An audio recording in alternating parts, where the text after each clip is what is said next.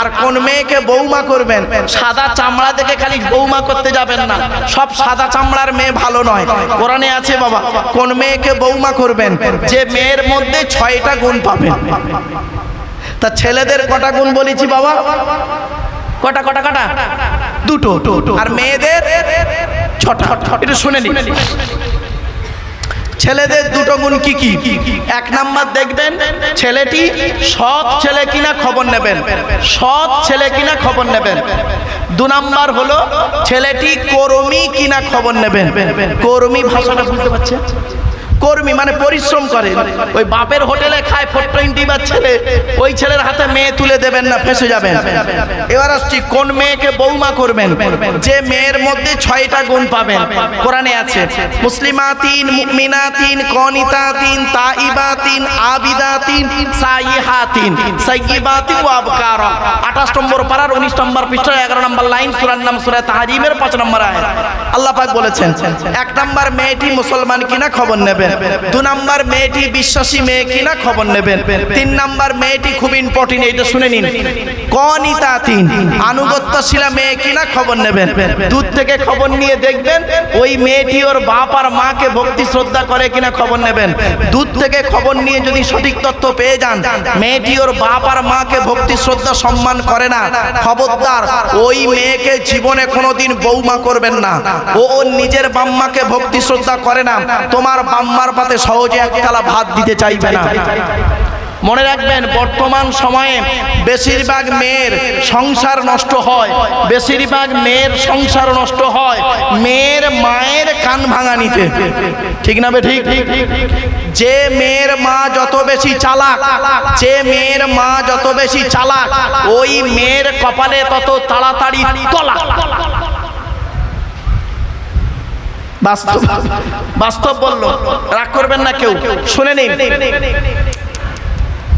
বাস্তব কথা বললাম বাবা, আমাকে ভুল বুঝবেন না জানা। আর একটা কথা বলি আপনাদের।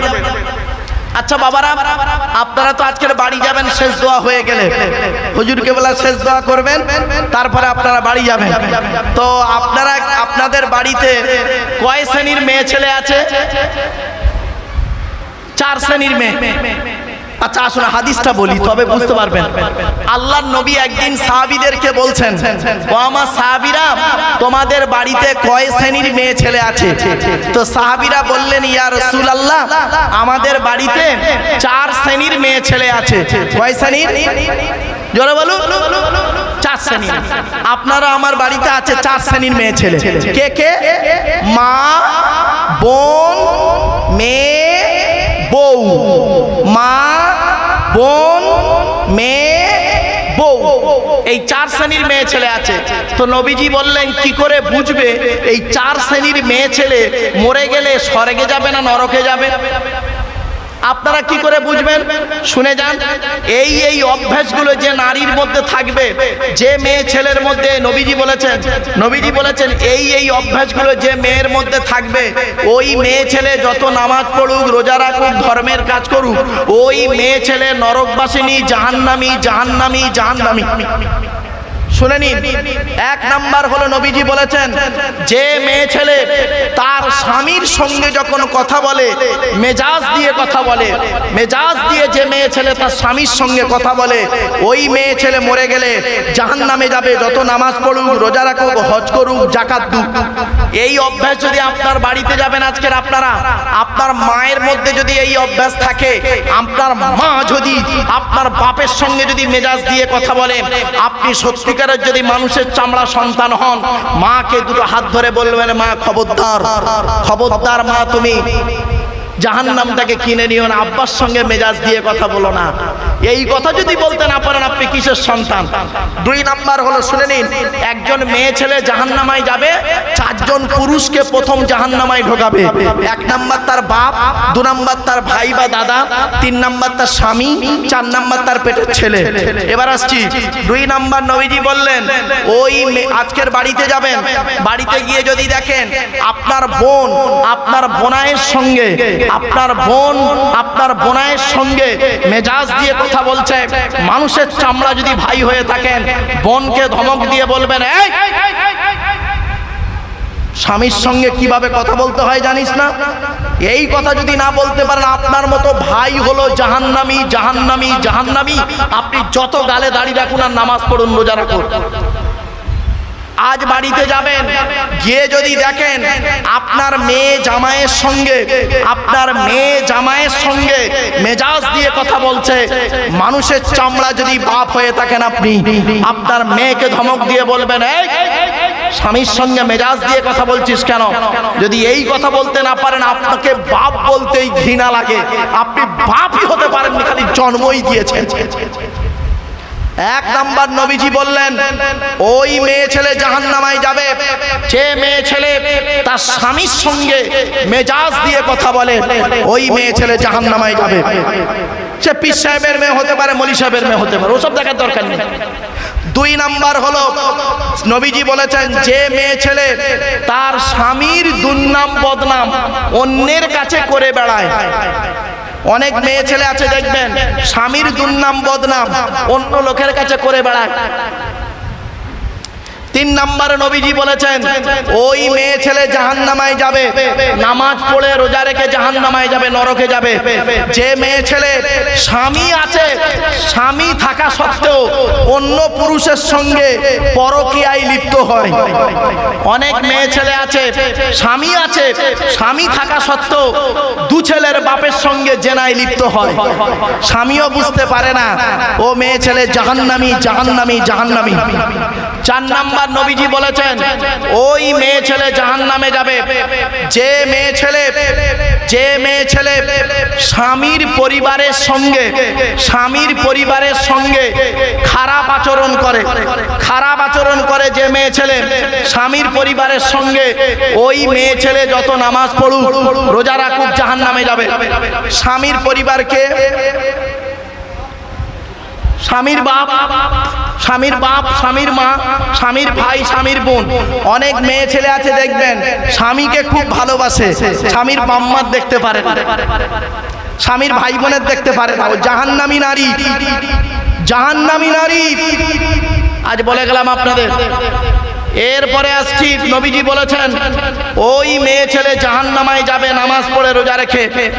যে মেয়ে ছেলে বিনা কারণে স্বামীর বিছানা ছেড়ে দিয়ে অন্য বিছানায় রাত কাটায়। অনেক বুড়ি মেয়ে আছে দেখবেন, স্বামীর বয়স 70 বছর, বুড়ির বয়স 65 বছর। 65 বছরের বুড়িটা 70 বছরেও স্বামীর পাশে আর ঘুমায় না। ও কি করে, ওর নাতিটাকে নিয়ে ছোট ছেলের ঘরে ঘুমায় আর তাহাজ্জুদের নামাজ পড়ে। তো তাহাজ্জুদের নামাজই আল্লাহ কবুল করবে না। কি ভাবছেন ধর্মটা কি? বাড়িতে গিয়ে ভাববেন। ধর্ম মানে এই নয় যে উল্টো পাল্টা জিনিস। আল্লাহর নবী বলেছেন, ওই মেয়ে ছেলে জাহান্নামায় যাবে নামাজ পড়ে রোজা রেখে। যে মেয়ে ছেলে বিনা কারণে স্বামীর বিছানা ছেড়ে দিয়ে অন্য বিছানায় রাত কাটাবে। 6 নাম্বার হলো, ওই মেয়ে ছেলে জাহান্নামায় যাবে নামাজ পড়ে রোজা রেখে।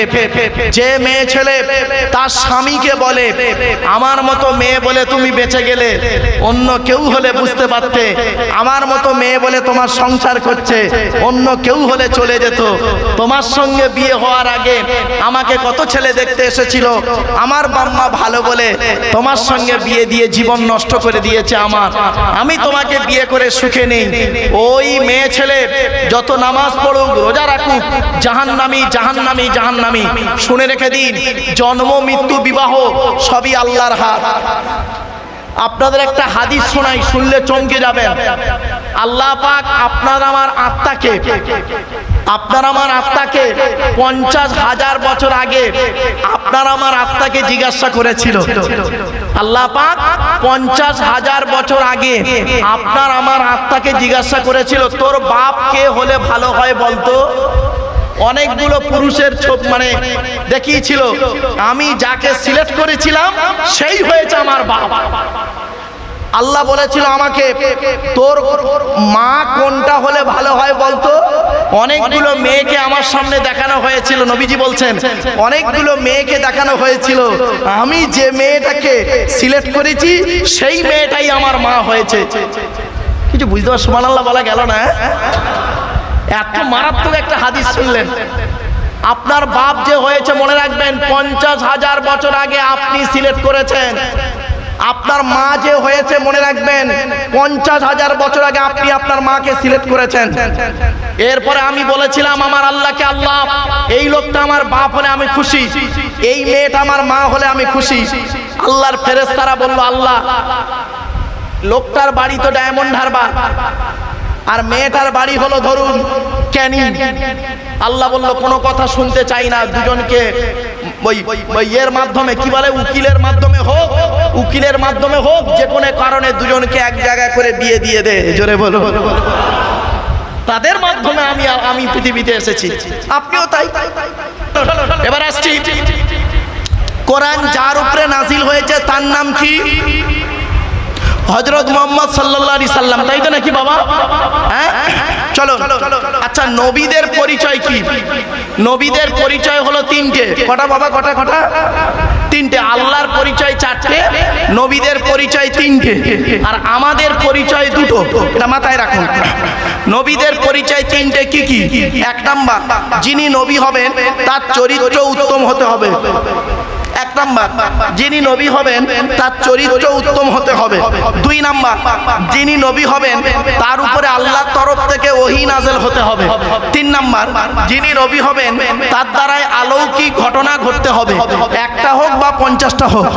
পৃথিবীতে যত নবী এসেছেন প্রত্যেক নবীর মাধ্যমে আল্লাহ পাক 1 থেকে 50টার ভিতরে মুজিজা দিয়েছেন। আমার নবী বিশ্ব নবী মুহাম্মদ সাল্লাল্লাহু আলাইহি ওয়াসাল্লামের মাধ্যমে আল্লাহ পাক পৃথিবীতে 1000-এরও বেশি মুজিজা দিয়েছেন। জোরে বলুন।